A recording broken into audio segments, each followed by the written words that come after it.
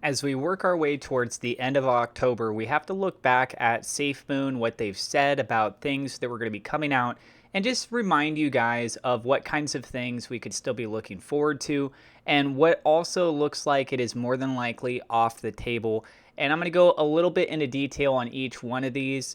You guys may be familiar with some of them, all of them.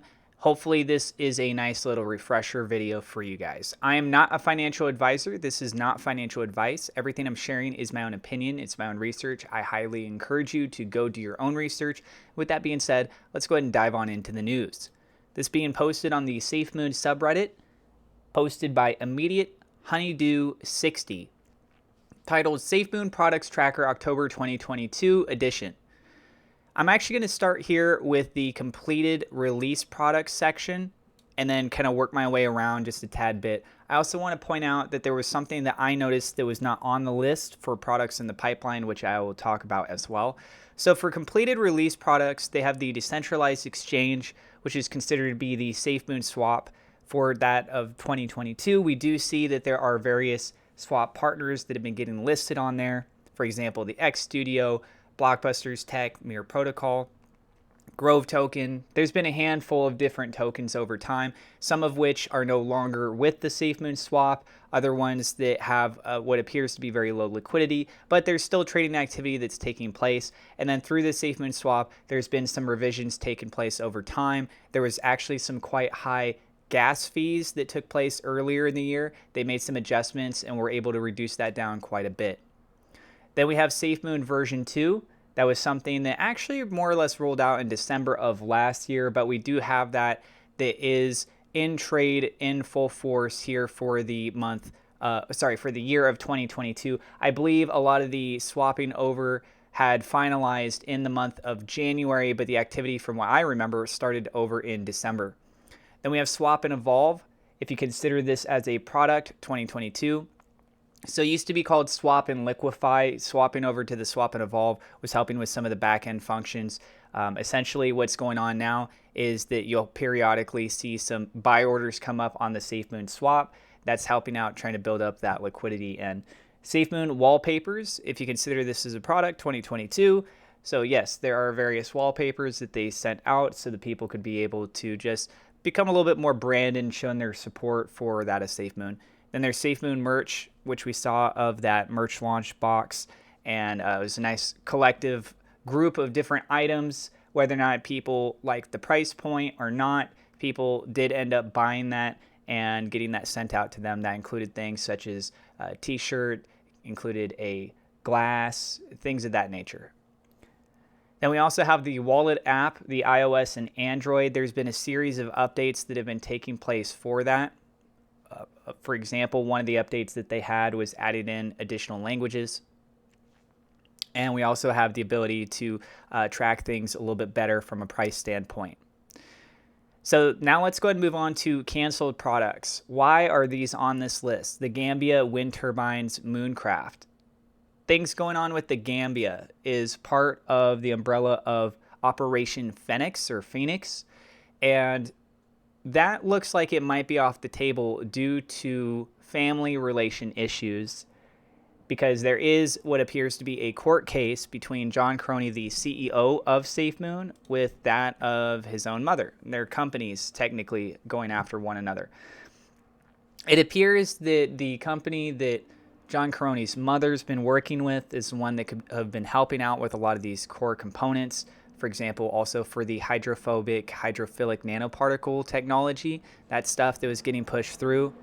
At this point, we haven't really been hearing anything from the SafeMoon team, and based on the legal documents that have been out there, it would suggest that that would be basically on that list as well. So as far as for the Gambia, as far as for the hydrophilic nanoparticles technology, that kind of stuff, that would be tied in with the wind turbines, by the way. So that's why we see the wind turbines right here. That looks like it's probably not going to be going through at this point unless something gets resolved through the court system or if they go through a third party. Additionally, what we're talking about here with Operation Phoenix, that's something that could be applied to all of Africa, not necessarily just the Gambia, but that was a place that they were looking at having as a starting point. So yes, theoretically, they could still be looking to do other things in Africa as it is right now. We don't really hear anything about it. We're not seeing anything releasing, touching on it that much. So it's a little bit hard. We saw some pictures with Richard Branson. So maybe there's some other elements that come into play with that too. But this is just skepticism, right? Like, you can take a photo with Michael Jordan. Doesn't mean that you're about to do a business deal with him. But people can speculate on these things, and maybe there is something else to it behind the scenes. Now let's go ahead and continue moving on.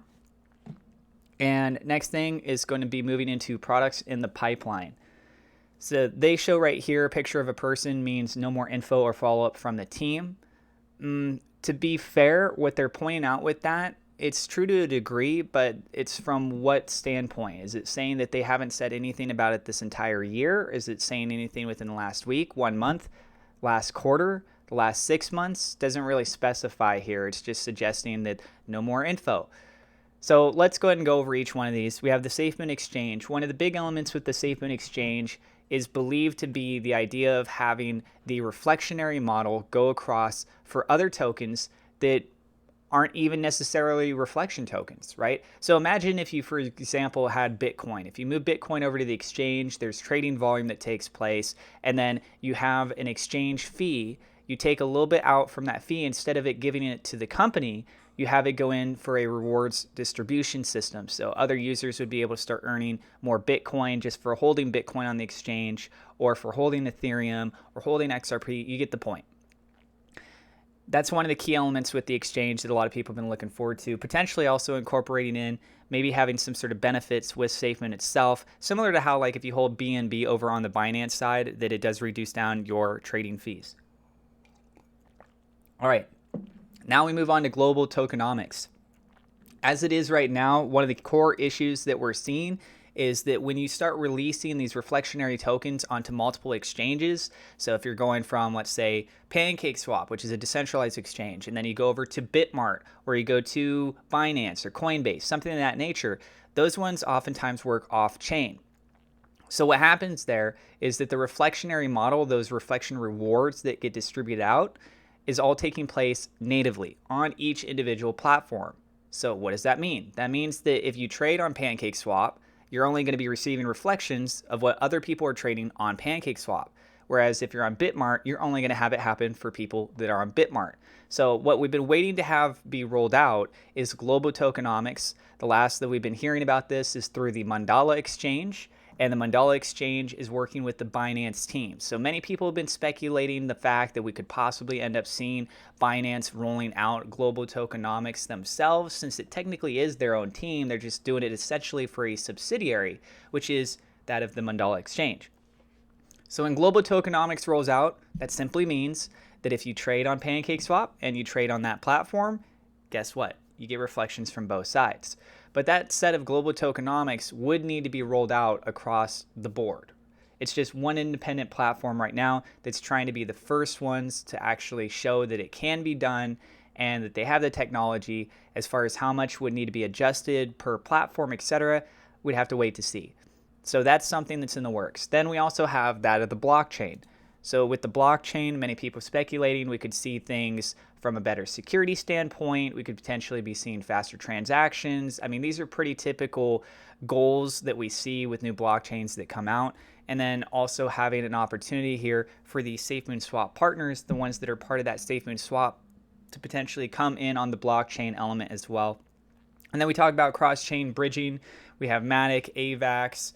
Previously, there had been talked about with version 1 of SafeMoon. I believe it was Harmony. That was back when Thomas, aka Papa, was with the team. And so the idea with the cross-chain bridging, very simply, if you're on different chains, the blockchains, if you're on AVAX, you could be able to trade in one single transaction from that chain with another token that's on a different chain. That's something that looks to be getting worked on. As it is right now, for the SafeMoon swap, they have Polygon, they have Ethereum that's on there, and then they have also, of course, Binance. SafeMoon card, another element that looks to be rolled out into the ecosystem with the SafeMoon card. This is something that has been pitched. You can go in, make your trades, For a lot of very common based places, I believe this is still more than likely going to be working alongside that of MasterCard. And you would also be able to prioritize which cryptocurrency that you want for it to be deducted.